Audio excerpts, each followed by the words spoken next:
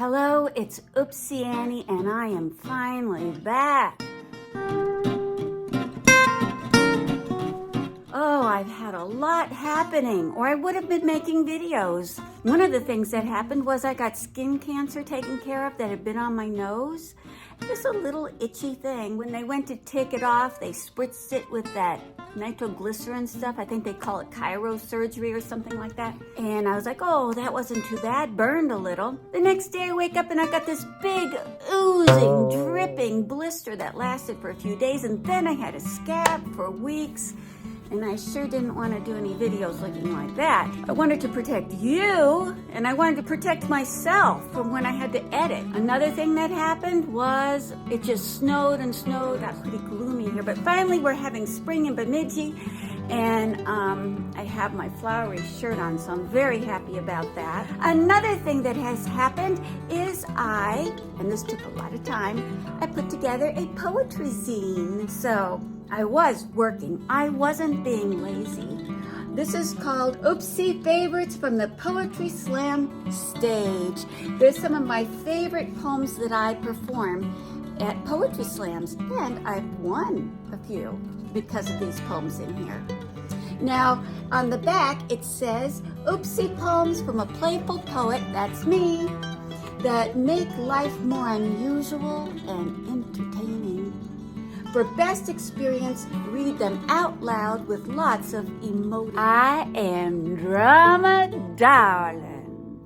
Oh, darling, before you seek sweet comfort from my dewy lips, rose red with anticipation, know this. You see a plain mockingbird whose golden voice brings sweetness to the ear, igniting your desire. Yet truly, I am an unruly dragon dressed in drag. Oh, darling, my will flows through my veins like molten steel. I shall not be trifled with. Gaze into my eyes. See two cauldrons percolating liquid fire. Then run your hand down my feather-soft body. Feel scaly armor beneath sinewy muscles capable of pulverizing little you. Feel my talons rake your delicious flesh while you stroke my back. Touch pleated wings, ready to fly me away, leaving you lonely, a burnt shell of yourself. Oh, darling, your besotted self would miss my hot danger. I am untamed fire. I am drama, darling, a dragon in drag who can be yours if you dare. I also emceed the first Bemidji Story Slam. The Story Slam series is funded by Region 2 Arts, presented by Watermark Arts Center, and hosted inside Bemidji Brewing. This is Tina, one of the co-owners. Thank you for helping us feel welcome, Tina. The musicians were John Henningsgaard and Lance Hedden, and I gotta tell ya, they were awesome.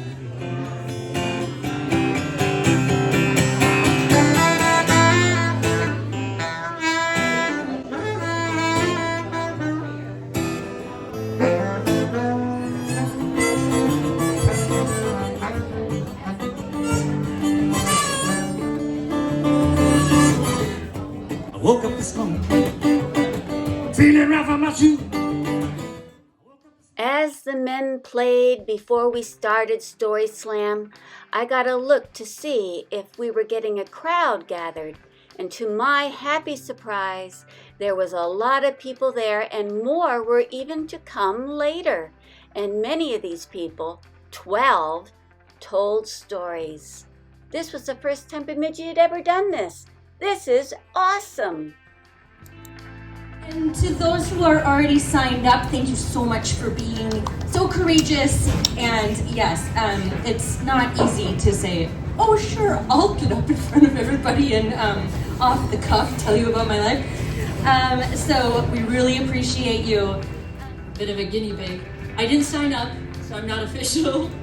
But I first of all want to thank everyone for coming. We're really excited to host the Story Slam here and just getting our events going. After kind of a quiet few years, we're looking forward to being the community spot, and having this type of unique activity is really what we love doing. I have a tiny story that has to do with how I met Leah and kind of the origins of the brewery. So I was living in Montana. My now husband Bud happened to be with me for the job I had there.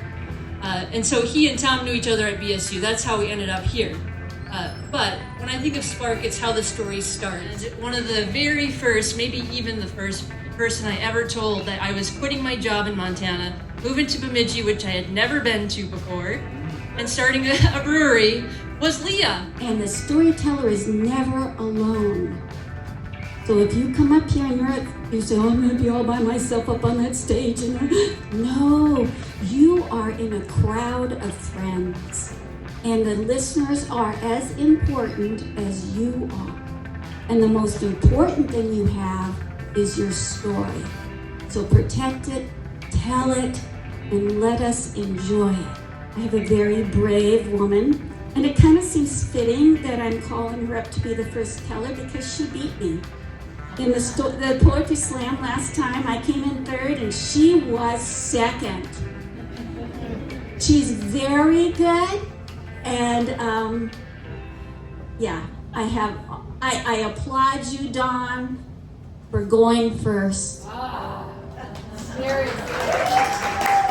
Okay, so have you ever been in a moment in your life where it just changes the direction of your life, but you don't know it until you look back and realize that that was the actual moment when it happened?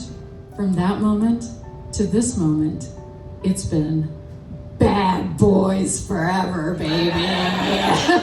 My idea of a marathon is to have a big pile of books beside the chair and stay there all day. That's perfect there. Cool grass, it was so wonderful. And then I looked up, and where did he go? Well, there he was, running around the parking lot. He didn't want to stop, they got these watches, you don't want to stop. And I thought, actually what ignited the story that changed my life. Come back with me now to the farmlands of the prairies of southwest Minnesota. But what I took away from that day was that I had the soul of a helper and that I had been shown the way to help. I was adopted at birth, and my birth parents were my mom's parents lived in southern Minnesota, and they took care of me for like a month and a half while my mom was on bed rest with my brother and sister. And from a really young age, we have pictures of me like vaping and sitting with like the spoon in my mouth as a little kid. As a kid, we grew up tapping maple syrup and picking berries from our garden to do jam, which I would do with my mom. So we agreed to take her tonsils out, and she has no transportation, so we pick her up on the way to the hospital. She had to walk a couple miles, meet us at a junkyard, hop in our van, and we take her with the surgery team to go do her surgery. So fast forward, and we are there the next year. We built a house for this family, and everybody on the mission team, all 50 or 60 of us are at the dedication of the house the very last day. Down, and before I know it, I'm tumbling. Just tumbling down the stairs. Clarinet opens up, there's just clarinet pieces and reeds all over the place. I'm like holding onto my laptop for dear life because this thing was expensive. My mother had told me nothing could happen to her or I would be in deep trouble. Book bag is like, falling over my head this way. And I get to the bottom of the stairs and I look up and everybody is just staring at me, crying. And I'm like, that redheaded kid pushed me down the stairs. Fast forward, 10 or so years later, I'm in the car with my mom, my little sister, and my best friend from childhood was basically like a sister. And my mom says, Judith, do you remember when that kid pushed you down the stairs? And I'm kind of looking out the window, and my sister goes, Mom, Nobody pushed her. What do you mean? There wasn't even an 8th grade kid in the whole school. Nobody pushed her, and I'm like laughing hysterically at this point, looking out the window, ashamed of myself. Visual, took pictures. And years later I said, Ma, I have 2 daughters. How did you ever do that? And she said, well, I knew you were going to do it anyway, so I figured I may as well go and get some pictures. Into the stump, we saw an explosion of lights, and something hit me right in the eye. It happened to be that nail turned into a grenade. So instantly dropped me. Went in, and our friend was a nurse. Friend's wife was a nurse. She looked at it. They didn't have anything in the eye. She said, "You're good." So I went to bed that night. We stayed over at their house. The next day I woke up. I couldn't see out of my eye, and decided to go to urgent care. Probably should have gone to the emergency room. They did a dye over the eye. They looked at it. And they said, "Well, it's fine. We'll just give you some eye drops. You'll be good." The next day I go back in, and yep, I still can't see, and now it's a 10 out of 10 on the pain scale. My eye is definitely messed up. So I go to Naval Medical Center Portsmouth, which is a hospital in that area. And the guys at the ER say, "No, you're good, just come back tomorrow and see the ophthalmologist." I go back in the next day, and the ophthalmologist says it's not good. You have a 4 millimeter laceration in your eye. We're gonna super glue it. So they put super glue on my eyeball, and then they put a contact lens over it to try to get it to come back together. Well, that didn't go well, and I live out in Virginia, and I called my mom, who was amazing, and she flew out because she knew something was up. So they just said, "Go home, take some medicine." I took as much ibuprofen as I could, and then the next day it was even worse. They said to come back in a week. The next day it was just unbelievably painful. I couldn't even drive in. So we drove in, and the ophthalmologist looked at my eye, and he's like, "You need to go upstairs to the OR and sign some paperwork. We're going to put you under." And so I woke up about 6 hours later, and I had a huge bandage over my eye, and they put 6 sutures in my eyeball and sewed it back together. Now, the best part was, Mom was there the day after. The nurse asks me, "What do I do for a living?"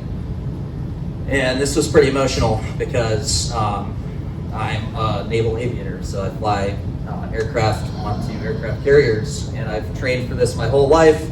My whole life mission has been to fly airplanes for the Navy, and now I'm about to lose my eye and lose everything I fought for, and I'm pretty sure you were there, so. When the nurse said, "What's your backup plan besides flying?" I don't have one, so. He didn't have one.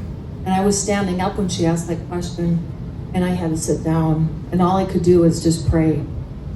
And I had already been praying. You know, So. from the time that I heard that this happened, I immediately cleared my schedule, got on the next flights that I could get to, and I just prayed, you know. And so, yeah, it's a story of hope. Yeah. So. And you want to tell them about what your most recent? Oh, so I was legally blind for I think 3 weeks because the sutures pulled my eyeball into a different shape. So I obviously couldn't fly any planes, which I had been doing. I'd already landed on the aircraft carriers and all that. Due to my job of being MC, this video ends here, but let me tell you, we had a celebration afterwards. Congratulations to everyone who told. Love all life around you. Be inspired, be grateful, birth joy, and share a story. Ta-ta for now, and stop by again, you hear?